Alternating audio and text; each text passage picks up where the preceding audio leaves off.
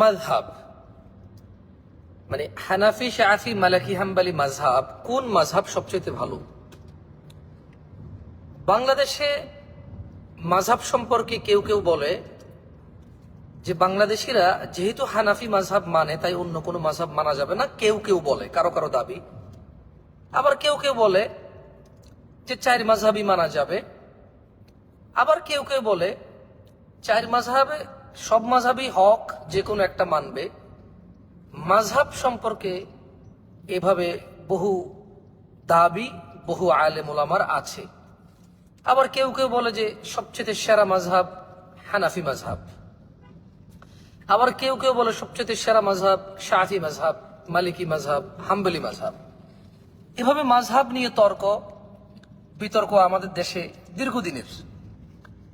মাযহাব বিশেষ করে সামনে আসে যখন এমন কোনো কিছু মানুষ ধর্মের নামে, দ্বীনের নামে প্রচার করে ফেলে, সেই জিনিসের দলিল কোরআন ও সুন্নাহ থেকে না দিতে পারলে কেউ কেউ মাযহাবের উপর দিয়ে চালিয়ে দেয়, যেখানে ইমামদের করণীয় কিছুই নেই, যার জন্য ইমামরা দায়ী নন।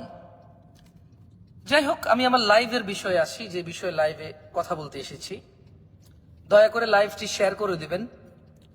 আজকে এই লাইভটি শেয়ার করে দিবেন এই জন্য, কারণ আমরা বাংলাদেশে প্রায় 18 কোটি প্লাস মানুষ। মোটামুটি যারা জানে তারা ছাড়া বাকি অনেকেই কনফিউজড যে মাযহাব কোনটা সবচেয়ে ভালো। দেখুন, আপনি যদি বলেন যে পৃথিবীর সবচেয়ে সেরা মাযহাব ইমাম আবু হানিফা রাহিমাহুল্লাহর মাযহাব, আপনি কিন্তু ভুল বলবেন না। কেন ভুল বলবেন না জানেন?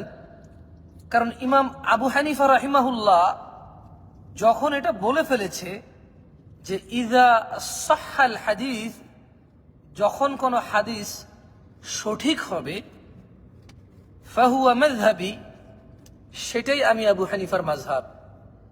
তাহলে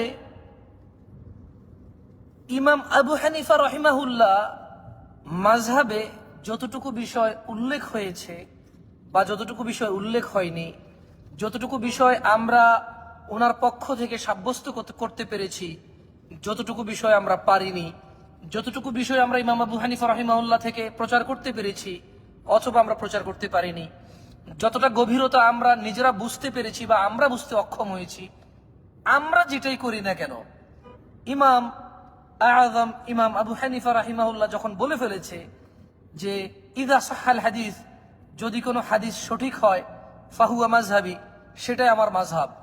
তাহলে বর্তমান পৃথিবীতে পুরো যতগুলো সহিহ হাদিস আছে, আমাদের জানা অজানা, আমাদের সামনে এসেছে অথবা আসেনি, আমরা বুঝতে পেরেছি অথবা বুঝিনি, দলিল আমরা বুঝতে পেরেছি অথবা বুঝিনি, হাদিসটা যদি সঠিক হয় সেটাই হানাফি মাযহাব। আমি আবারও বলি, যদি কোনো ইবাদত বা আমল সহিহ হাদিস দ্বারা সাব্যস্ত না হয়, এটা ইমাম আবু হানিফার মাযহাব নয়। উনি তা প্রত্যাখ্যান করেছেন খুব সুন্দর করে, যখন তিনি বলেছেন যে হাদিস যেটাই সঠিক সেটাই হানাফি মাযহাব।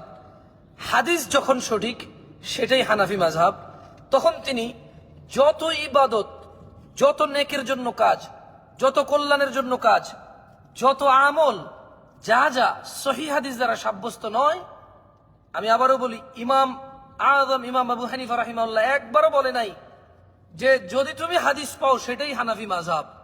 তিনি বলেছেন ইযা সাহহাল হাদিস, যদি তুমি সঠিক হাদিস পাও সেটাই হচ্ছে ইমামে আযম ইমাম আবি হানিফা রাহিমাহুল্লাহর মাযহাব।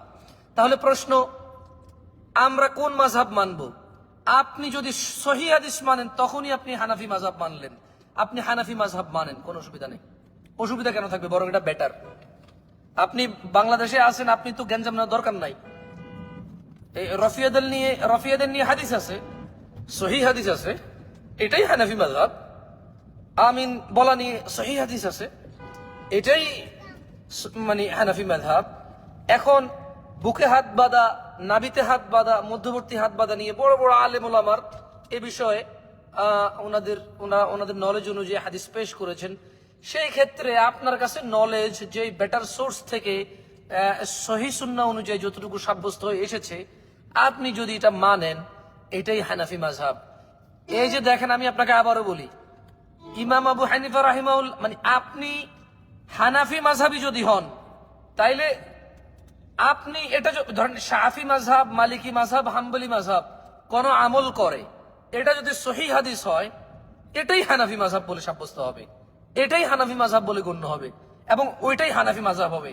শাফি, মালিকি, হাম্বলি কোন আমল যদি করে আর তা যদি সহিহ হাদিস দ্বারা সাব্যস্ত হয়, আপনি যদি তা প্রত্যাখ্যান করতে যান, তিরস্কার করতে যান, ছোট করে দেখতে যান, কারণ আপনার বর্তমান প্র্যাকটিসের সাথে মেলে না, তাহলে আপনি অটোমেটিক হানাফি মাযহাব থেকে বের হয়ে যাবেন। যদি কোনো মানুষ সহিহ হাদিস দ্বারা কোনো আমল ইবাদতকে তিরস্কার করে, তুচ্ছ তাচ্ছিল্য করে, সে কোনোদিন হানাফি হইতে পারবে না, সে কোনোদিন হানাফি হইতে পারবে না। যতক্ষণ মানুষ সহিহ হাদিস মানবে ততক্ষণই মানুষ হানাফি থাকতে পারবে। যখনই মানুষ সহিহ হাদিস থাকা সত্ত্বেও, সহিহ সাব্যস্ত হওয়া সত্ত্বেও যখন আমল থেকে বেরিয়ে যাবে, ভিন্নতা খুঁজবে দুর্বল কিছু, দঈফ কিছু, অধিকাংশ মানুষ কি করে সেটা যখন খুঁজবে, তখনই সে হানাফি মাযহাব থেকে বের হয়ে যাবে। আশা করি বুঝতে পেরেছেন। যাদের যাদের কনফিউশন আছে কোন মাযহাব মানবো, ইযা সাহহাল হাদিস ফাহুয়া মাযহাবি, এটা ইমাম আবু হানিফা রাহিমাহুল্লাহর কাউল। ইমামে আযম ইমাম আবু হানিফা রাহিমাহুল্লাহ বলেছে, যদি কোনো হাদিস সঠিক হয় সেটা আমার মাযহাব। তাই আপনি যদি আমাকে বলেন যে আপনি কোন মাযহাব মানবেন, সহিহ হাদিস মানুন, কোরআন মানুন, সহিহ সুন্নাহ, সহিহ হাদিস মানুন, আপনি হানাফি আছেন, থাকবেন ইনশাআল্লাহ। আপনার বাপ দাদাও ছিল, আমার বাপ দাদাও ছিল, আমরা হানাফি আছি, থাকবো। We don't have any problem, আলহামদুলিল্লাহ। আমরা হানাফি, কোন হানাফি? যে হানাফির কথা ইমামে আযম নিজে বলেছে, আমরা সেই হানাফি। আমি তো পার্সোনালি নিজেকে ইমাম রাহিমাহুল্লাহ যে বলেছেন ইযা সাহহাল হাদিস ফাহুয়া মাযহাবি, যদি হাদিস সঠিক হয় সেটাই আমার মাযহাব, আমি তো সুবহানাল্লাহ, আল্লাহ ওনার উপর রহম করুন, আল্লাহ সুবহানাহু ওয়া তাআলা ইমামে আযম রাহিমাহুল্লাহর উপর দয়া করুন, আল্লাহ তাআলা ওনার কবর প্রশস্ত করুন, আল্লাহ তাআলা ওনাকে ঠান্ডা স্বচ্ছ পানি দিয়ে ধুয়ে দিন, আল্লাহ সুবহানাহু ওয়া তাআলা ইমামে আযম ইমাম আবু হানিফা রাহিমাহুল্লাহর কবরকে জান্নাতের বাগ করে দিন, তিনি জান্নাতের নিয়ামত ওনাকে দান করুন যা তিনি মুমিনদের দিয়ে থাকেন। আল্লাহ সুবহানাহু ওয়া তাআলা ইমামে আযম ইমাম আবু হানিফা রাহিমাহুল্লাহ, যিনি সুবহানাল্লাহ সেই হাজার বছর আগে বলে গিয়েছে। দেখেন, উনি যদি এটা না বলতো যে যখন সঠিক হাদিস পাও সেটাই হানাফি মাযহাব, যদি উনি এটা না বলতো, আজকের দিনে কিন্তু জাল, দঈফ, ভুয়া, বানোয়াট সবকিছু হানাফি মাযহাব বলে সাব্যস্ত করে ফেলতে পারতো দুষ্ট লোকেরা। কিন্তু ইমাম রাহিমাহুল্লাহ, আল্লাহ কি দয়া করছে ওনাকে, সুবহানাল্লাহ, আল্লাহ কি রহম করছে ওনাকে, আল্লাহু আকবার, আল্লাহ কি নিয়ামত দিছে ওনাকে, সুবহানাল্লাহ। আল্লাহ তাআলা ওনার উপর সন্তুষ্ট হন, আল্লাহ তাআলা ওনার ত্রুটি বিচ্ছুতি মার্জনা করে দিন, আল্লাহ তাআলা ওনার এই পুরো পৃথিবীতে লক্ষ কোটি মানুষ ওনাকে স্মরণ করে বলে, আল্লাহ তুমি ইমাম রাহিমাহুল্লাহর উপর তুমি দয়া করো, আল্লাহ তাআলা ওনার উপর সন্তুষ্ট হন, আল্লাহ তাআলা ওনাকে রাসূল সাল্লাল্লাহু আলাইহি সাল্লামের প্রতিবেশী হিসেবে রাসূল সাল্লাল্লাহু আলাইহি সাল্লামের সঙ্গে জান্নাতে থাকার তৌফিক দান করুন। আল্লাহ সুবহানাহু ওয়া তাআলা ওনার এবং ওনার পরিবারকে ক্ষমা করুন। সুবহানাল্লাহ, সেই হাজার বছর আগে যদি না বলে যাইতো যে ইযা সাহহাল হাদিস ফাহুয়া মাযহাবি, যখন সঠিক হাদিস হয় তখন সেটাই আমার মাযহাব, আজকের দিনে ভুয়া, ভণ্ড, দুষ্ট প্রতারকরা নিজেদের শিরক, কুফর, বিদআত সাব্যস্ত করার জন্য ইমামে রাহিমাহুল্লাহর এই নাম দিয়ে চালাই দিত।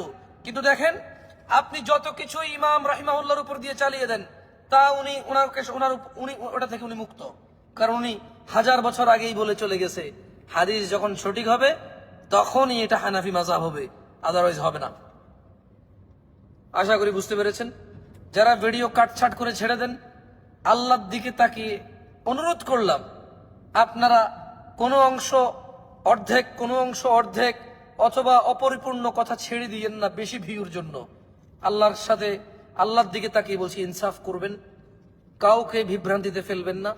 10,000 মানুষ দেখার কোনো দরকার নাই, 2 জন মানুষ দেখুক, 2 জন মানুষ শুনুক, এই 2 জন মানুষ বিভ্রান্ত মুক্ত থাকুক, এটাই কামনা করি দিন প্রচারে। জাযাকুমুল্লাহ খায়ের ওয়া আহসানাল জাযা। আসসালামু আলাইকুম ওয়া রাহমাতুল্লাহি ওয়া বারাকাতুহু।